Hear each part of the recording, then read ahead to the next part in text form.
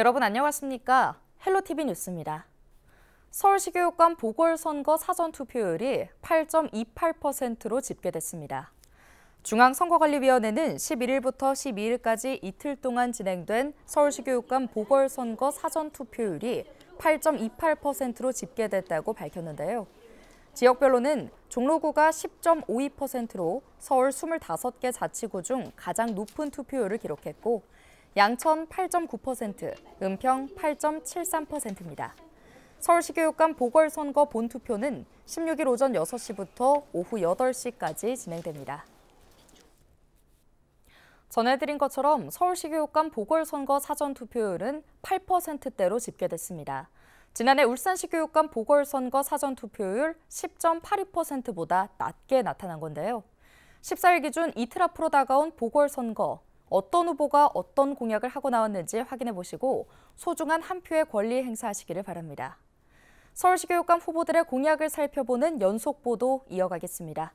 서울시 교육감 보궐선거는 최보선 후보의 사퇴로 3파전으로 압축됐는데요. 보수 진영의 조전혁 후보, 진보 진영의 정근식 후보, 독자 출마한 윤호상 후보입니다. 학교 안팎으로 여전히 논쟁이 뜨거운 교권과 학생 인권에 대해 후보들은 어떤 생각을 하고 있을지 이세진 기자가 정리했습니다. 정근식 후보는 교육 공동체 복원을 강조했습니다. 교권과 학생 인권은 상호 보완적인 개념으로 학생과 교사, 학부모 간 소통을 통해 교육 현장을 지킬 수 있다고 봤습니다. 교권 보호를 위해 법 개정에 나서는 한편 학생들이 배려와 협력을 배울 수 있도록 인성교육을 강화하겠다는 방안을 제시했습니다. 여러 가지 그런 오해와 소통의 부재가 교육 공동체를 이루는 모든 분들에게 행복하지 않은 그런 방향으로 지금 진행되고 있습니다. 솔선수범해서 그런 대화를 이끌어서 좀 더 많은 신뢰가 있는 서로 믿을. 조전혁 후보는 학생 인권조례 폐지를 전면에 내세우고 있습니다.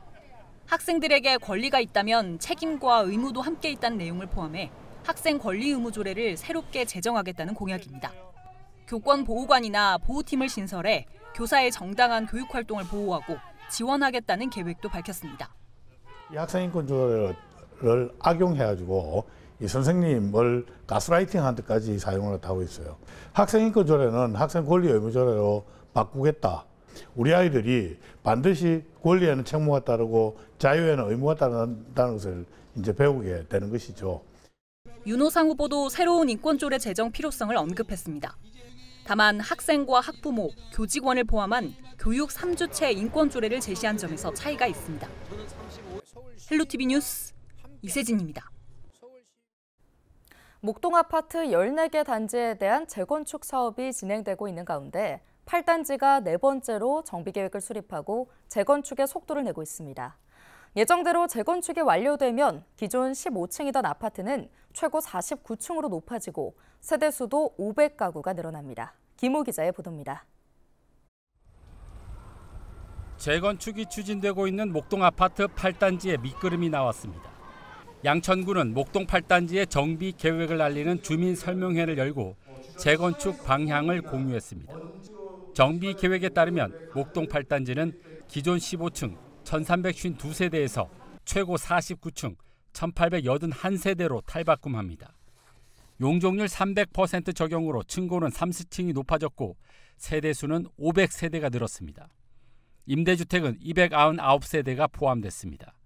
층수를 올려달라는 요청도 있었고 또 어떤 분은 또 층수가 너무 높아서 공사비가 많이 또 올라가는 게 아니라 걱정하는 부분도 있었습니다. 근데 저희가 여러 차례 좀 주민들 의견하고 또 뭐 추진하고 있는 분들하고 좀 협의를 통해서 그래도 한 50층 미만으로 하는 게 사업적으로 가장 조금 더 합리적이라 판단을 해서 49층 좀 판단해서 학교와 공원을 연결하는 커뮤니티 네트워크 조성을 위해 기존 아파트 단지 중앙에 있던 공원을 북측으로 이전합니다.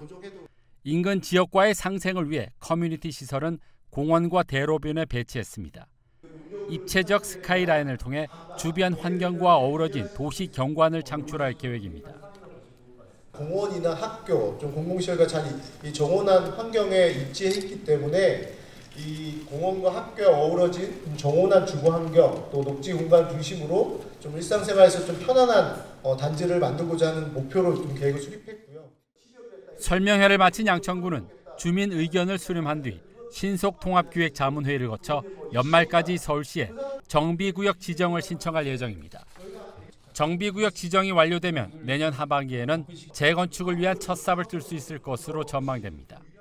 서울시에서 신속통합기획으로 절차를 간소화했다고는 하지만 공유재산 매각 심의, 각종 절차 어마어마하게 많아서 이제 겨우 설계 단계로 들어가고 있습니다. 그래서 내년에 아마 하반기 정도에는 착공하지 않을까 이렇게 생각하고 하는데. 재건축이 추진되고 있는 목동 14개 단지는 올해 초 모두 안전진단을 통과했습니다. 정비계획은 6단지와 4단지, 14단지에 이어 목동 8단지가 네 번째이며 6단지는 지난 8월 정비구역으로 지정됐습니다. 오는 18일에는 목동 13단지 정비계획에 대한 주민설명회가 개최되는 등 단지별 재건축 밑그림이 하나둘 그려지고 있습니다. 헬로티비 뉴스 김호입니다.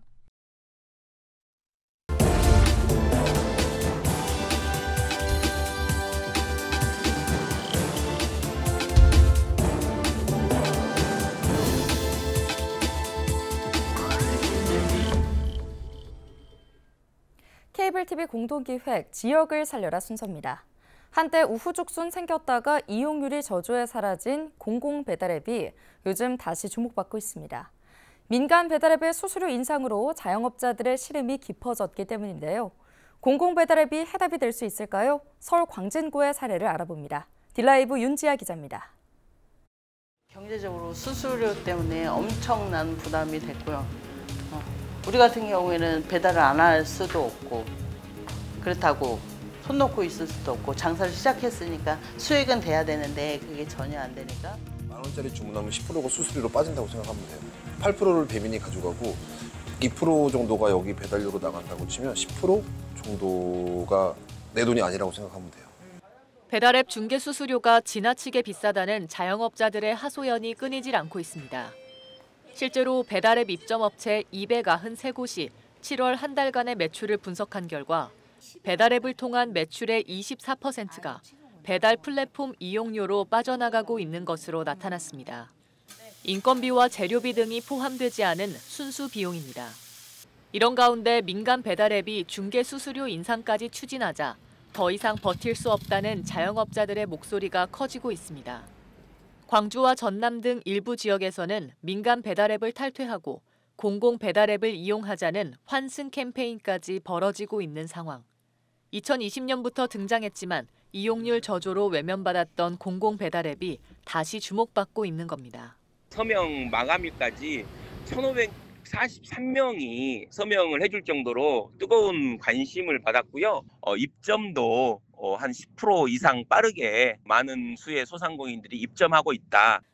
그렇다면 일찌감치 공공 배달앱을 도입한 지자체는 어떤 성과를 거두고 있을까?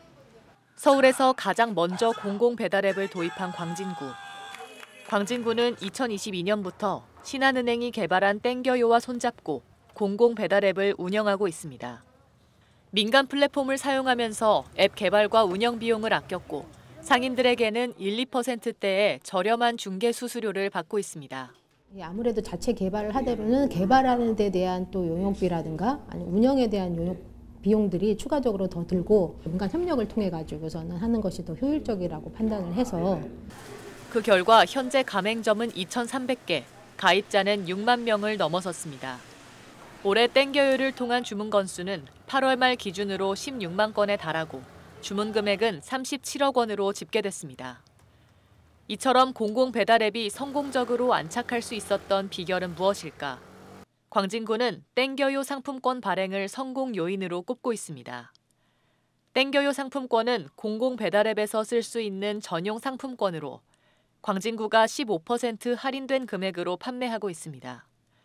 매달 5억 원 규모의 상품권을 발행하고 있는데 모두 완판됐습니다. 배달앱을 이용하는 이용층이 보통 20, 30대다 보니까 땡겨요 상품권을 이용하는 경우에 그 식비 절감의 효과도 많기 때문에 이제 호응이 높은 걸로 알고 있습니다. 또 배달앱 성공을 위해 가맹점 모집과 홍보에도 힘을 쏟고 있습니다. 땡겨요 어플에 전통시장을 입점시켜 가맹점을 다양화했고 땡겨요 상품권을 매장에서도 사용할 수 있게 하는 등 다양한 전략을 펼치고 있습니다. 올해만 7억 원 정도의 예산을 투입할 예정입니다. 실제로 이제 테크노마트 그 푸드코트 같은 경우에는 식당에서 바로 이제 QR코드나 이런 걸 이용해가지고 거기서 주문해서 이용할 수 있는 방법으로 해서 다양한 방법으로 공공 배달앱을 이용할 수 있기 때문에 일각에서는 공공 배달 앱이 혈세 먹는 하마라며 실패한 정책이라고 지적합니다. 그러나 또 한편에서는 임대료처럼 배달 수수료 문제도 제도 마련이 필요하다고 말합니다. 예를 들면 수수료 2% 이내 배달앱을 공공 배달앱으로 정의하고 정책적 지원을 해 유효적 경쟁사로 키워야 한다는 것. 정부가 추진 중인 배달료 지원에도 차등이 있어야 한다는 주장입니다. 배달료 지원이라고 해서 소상공인에게 연 30만 원을 하겠다라고 정책적으로 지금 선언은 해놓은 건데 공공 배달앱을 중심으로 해서 배달료 지원을 해야 된다는 거고 이게 안 된다라면 적어도 50% 정도는 공공 배달앱에 우선 배정해야 된다. 이처럼 다시 불붙은 공공 배달앱이 지역 경제를 살리는 불씨가 될 수 있을지 관심이 모아지고 있습니다. 딜라이브 뉴스 윤지아입니다.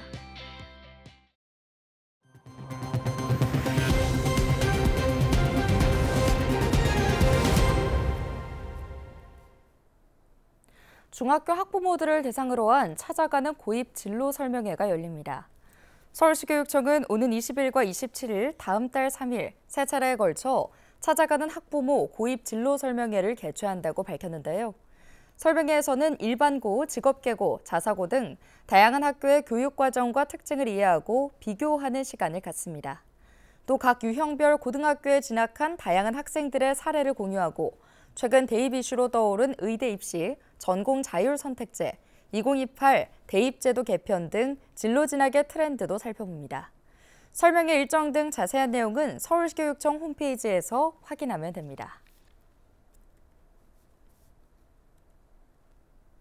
8세 이하 자녀를 둔 서울시의회 공무원은 일주일에 한 번씩 의무적으로 재택근무를 하게 됐습니다. 서울시의회는 육아 친화적인 조직 문화 조성에 동참하기 위해 주 1회 재택근무 의무화를 시행한다고 밝혔는데요. 대상은 8세 이하 자녀를 키우는 서울시의회 소속 직원으로 이달부터 일주일에 한 번 재택근무를 하게 됩니다. 다만 의정활동 지원 공백을 줄이기 위해 비회기 중에만 의무적으로 재택근무를 실시하도록 했으며 그 외의 기간은 업무 사정에 따라 재택근무나 유연근무를 자율적으로 실시하도록 추진합니다. 은평구가 민원 서비스 만족도 설문조사를 실시합니다. 설문조사는 은평구청 1층 민원여건과를 이용하는 주민을 대상으로 다음 달 15일까지 진행되는데요. 조사 항목은 민원실 접근 편의성, 시설 이용 편리성, 친절성 등입니다. 참여 방법은 은평구청 민원여건과에 비치된 설문지를 작성하거나 은평구청 홈페이지 구민 참여 설문조사 게시판에 접속해 참여하면 됩니다. 지난 7월부터 본사업에 들어간 서울 기후동행카드가 대중교통 이용자의 12% 가까이 이용하는 등 큰 인기를 끌고 있습니다. 서울시에 따르면 기후동행카드 시범사업이 시작된 지난 2월에는 대중교통 이용자 중 5.5%인 23만 명이 사용했는데요.